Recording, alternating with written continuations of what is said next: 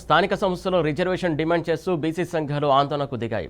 కులగణనలో తగినటువంటి ప్రామాణికాలు పాటించలేదని, ఫలితంగా బీసీల సంఖ్య తగ్గిపోయిందని బీసీ సంఘాల నేతలు మండిపడుతున్నారు.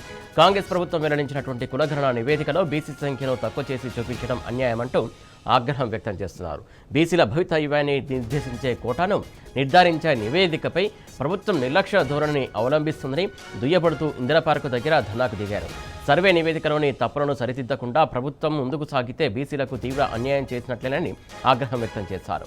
కుల గణన నివేదికలో బీసీల సంఖ్యను తక్కువ చేసి చూపడం ద్వారా రానున్న కాలంలో ఉద్యోగాలు, రాజకీయ అవకాశాల్లో తగిన ప్రాతినిధ్యం బీసీలు కోల్పోయే ప్రమాదం ఉందని ఆందోళన చెందుతున్నారు. ప్రభుత్వం మొండిగా వ్యవహరించడం తగదని మండిపడుతున్నారు. కులగణన నివేదికపై దిద్దుబాటు చర్యలు చేపట్టాలని డిమాండ్ చేస్తున్నారు. కేసీఆర్ పాలనలో సమగ్ర సర్వే చేసినప్పుడు 56% బీసీలకు గుర్తించక 46% ఉందంటూ కాంగ్రెస్ ప్రభుత్వం ప్రకటించడం బీసీలను అవమానించడమేనని వారు ఆపుతున్నారు.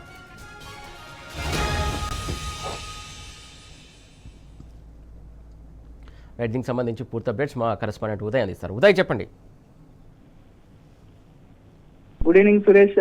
ఇందిరా పార్క్ లో బీసీ సత్యాగ్రహ దీక్ష కూడా ఏర్పాటు చేశారు. ఈ సత్యాగ్రహ దీక్ష కూడా టీఆర్ఎస్ పార్టీ నుంచి మద్దతు తెలపడం జరిగింది. ఈ సత్యాగ్రహ దీక్ష కార్యక్రమానికి ముఖ్య అతిథులుగా మాజీ మంత్రులు శ్రీనివాస్ గౌడ్, అదేవిధంగా మధుసూదన్ చారి కూడా హాజరయ్యారు. ఈ సత్యాగ్రహ దీక్షలో సంక్షేమ సంఘం నాయకుడు ముత్య సత్యం ఆధ్వర్యంలో కూడా ఈ సత్యాగ్రహ దీక్ష కూడా ఏర్పాటు చేశారని కూడా మనకు తెలుస్తా ఉంది. స్థానిక సంస్థ ఎన్నికల్లో బీసీలకు 42% రిజర్వేషన్ చట్టబద్ధంగా కల్పించాలని చెప్పేసి వారు చెప్తున్న పరిస్థితి కనిపిస్తా ఉంది.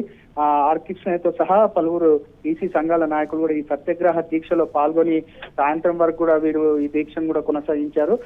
ఇదిగో అదిగో 42% రిజర్వేషన్లు అంటూ కాలయాపన చేస్తున్నాయి కాంగ్రెస్ ప్రభుత్వం.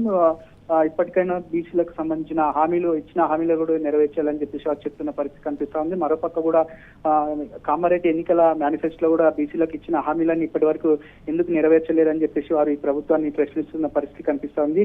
బీసీ రిజర్వేషన్ కేటాయిస్తే ఏదో ఒక బీసీ గెలుస్తారు కదా అని చెప్పేసి వారు చెప్తున్న పరిస్థితి కనిపిస్తా ఉంది. స్థానిక సంస్థల్లో ఇదే కొనసాగితే మాత్రం స్థానిక సంస్థల్లో మాత్రం బీసీలు అంటే ఏకతాటిపై నిలబడి కూడా ఈ కాంగ్రెస్ ప్రభుత్వాన్ని ఓడగొట్టే ప్రయత్నాలు కూడా మొదలు పెట్టారని చెప్పేసి వారు చెప్తున్న పరిస్థితి కనిపిస్తా ఉంది. ఇది ప్రజాస్వామ్య దేశం. అన్ని కులాలకు, సామాజిక వర్గాలకు జనాభా ప్రకారం ప్రాతినిధ్యం వహించాలని చెప్పేసి కల్పించాలని చెప్పేసి వారు చెప్తున్న పరిస్థితి కనిపిస్తా ఉంది. పైగా సర్పంచ్ పదవులకు, వార్డు మెంబర్లకు పార్టీ ప్రతిపాదిక ఉండదు. దీంతో అందరూ వెనుక వర్గమే గెలుస్తుంది. కాబట్టి బీసీలకు పెద్దపీట వేసి బీసీలకు కూడా ముందడుగు వెళ్లేలా కూడా సిద్ధం చేయాలని చెప్పేసి వారు ప్రభుత్వాన్ని చెప్తున్న పరిస్థితి కనిపిస్తుంది. మరోపక్క కూడా మంత్రివర్గం ఉపసంఘం సిఫార్సు ప్రకారం మంత్రిమండలిలో నిర్ణయిస్తామన్నారు. మంత్రిమండలిలో 42% నిర్ణయించాలి. ఇంకోసారి అసెంబ్లీలో బిల్లు పెట్టి చట్టం చేసి జీవో తీయాలని చెప్పేసి వారు ఈ ప్రభుత్వాన్ని కూడా కోరడం జరిగింది. రాష్ట్ర ప్రభుత్వం అనుసరిస్తున్న ఏ ఒక్క విధానం సక్రమంగా లేదు. అసెంబ్లీలో బిల్లు పాస్ అయిన తర్వాత గవర్నర్ ఆమోదం పొంది జీవో జారీ చేసి ఎన్నికల నోటిఫికేషన్ ఇస్తే సరిపోయేది.